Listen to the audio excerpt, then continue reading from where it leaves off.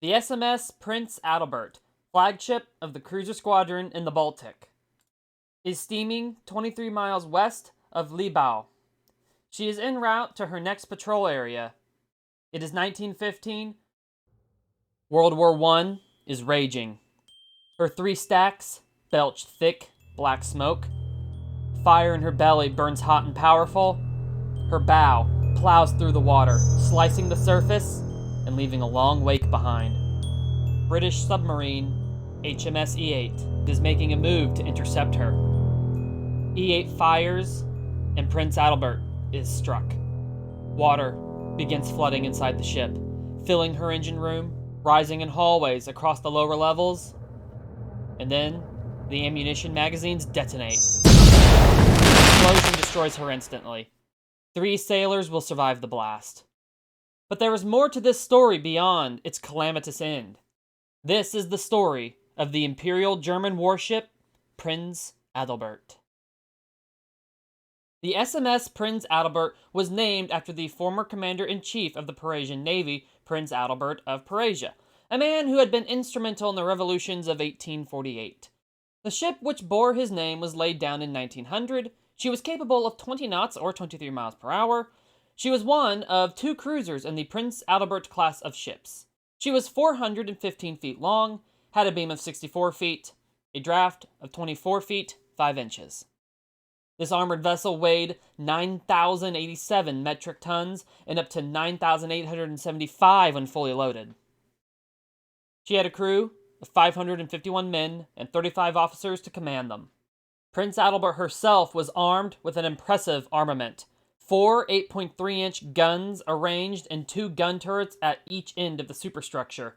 She also had 12 3.5-inch guns at individual turrets across the ship as well as 17.7-inch underwater torpedo tubes. Needless to say, the ship was a fighter, and she had the weapons to be a terror on the sea. And that was not the end of her defense either. Her armored hull was protected by a 100mm armored belt. Her deck was armored, and so was her conning tower.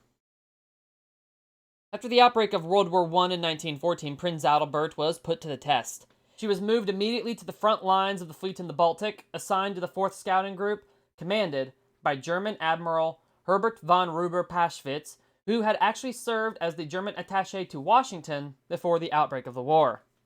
On August 26, 1914, Prinz Adalbert was diverted to rescue the Magdeburg, a light cruiser, the lead ship of the Magdeburg class, which had run aground at 1:13 a.m. and torn open her double bottom.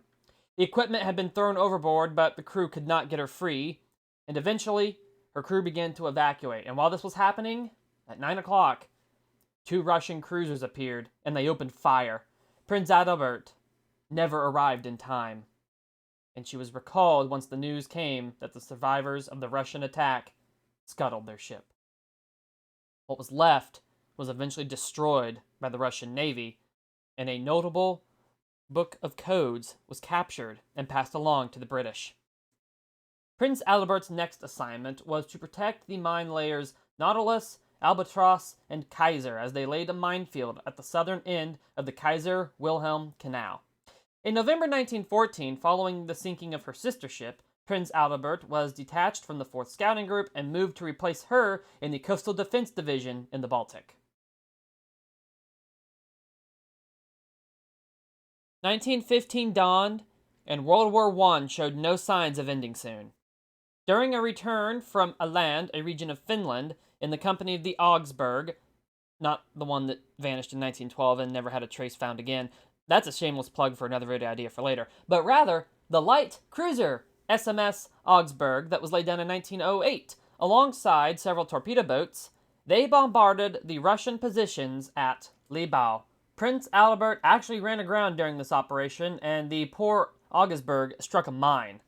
Like the Mount Temple, though, when she ran aground, the Prinz Adalbert proved to be a fighter because she would be freed, refloated, and then repaired.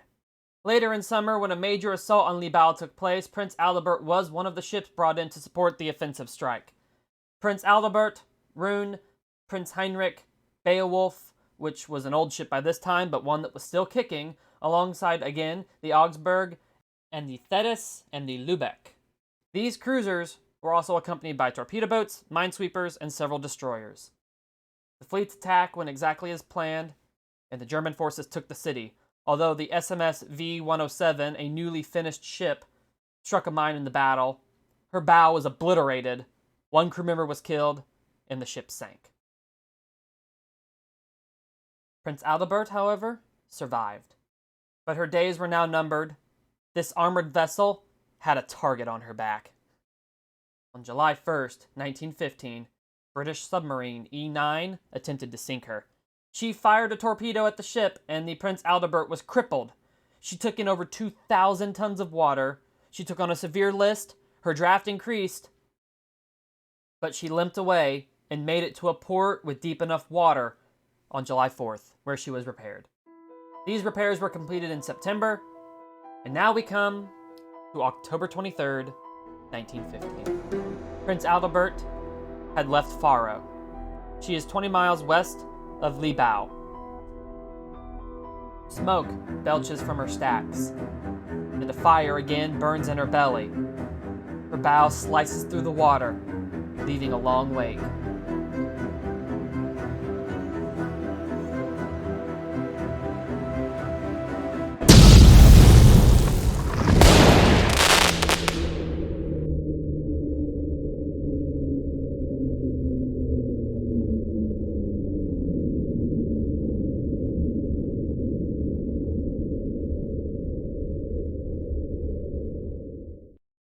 HMS E-8 was a submarine with a crew of 28 sailors and 3 officers.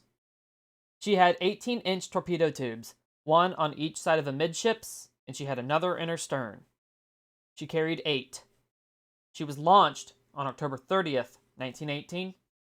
She was 178 feet long, her beam was 15.5 feet, and her speed on the surface was 15 knots. Submerged, it was 9.5.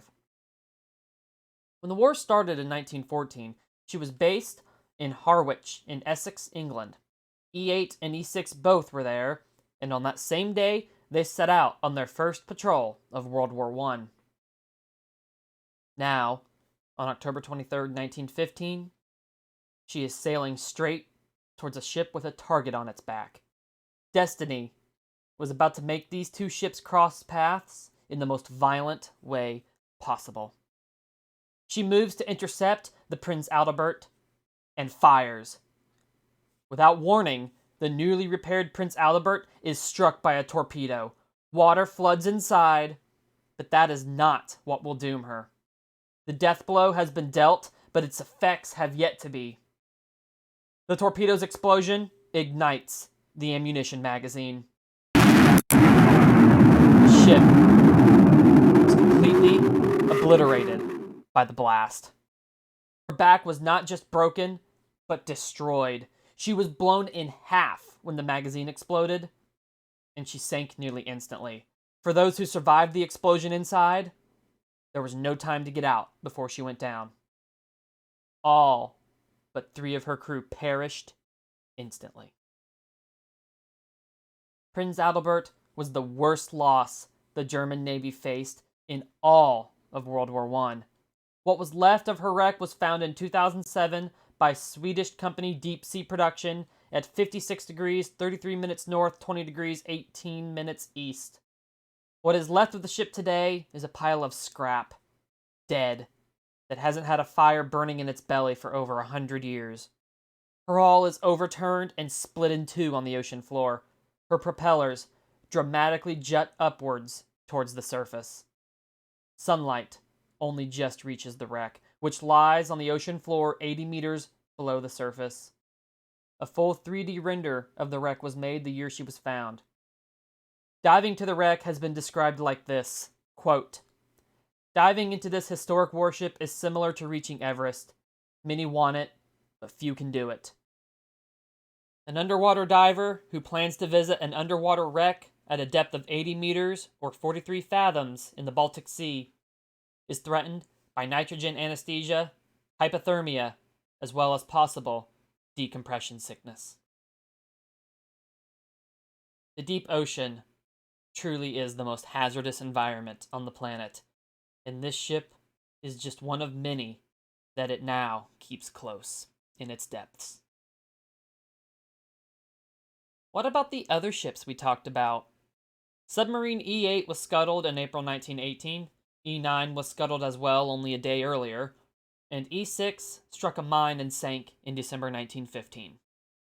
The SMS Augsburg, again the light cruiser, not the one that disappeared without a trace, again future video for that one, was ceded to Japan after the war and scrapped almost immediately after, being broken up in 1922. The Beowulf was scrapped in 1921, having been in service since 1892. The Rune was decommissioned in 1916, disarmed and converted into a training ship, and scrapped in 1921 and 1922. The light cruiser SMS Thetis survived the war and was scrapped in 1930. The unique armored cruiser SMS Prinz Heinrich, unique for her designers sacrificing armor for greater speed, also survived the war, but she was decommissioned in 1916 after a crew shortage in 1915 forced it. She was used as a barrack ship for a few years and broken up and scrapped in 1920.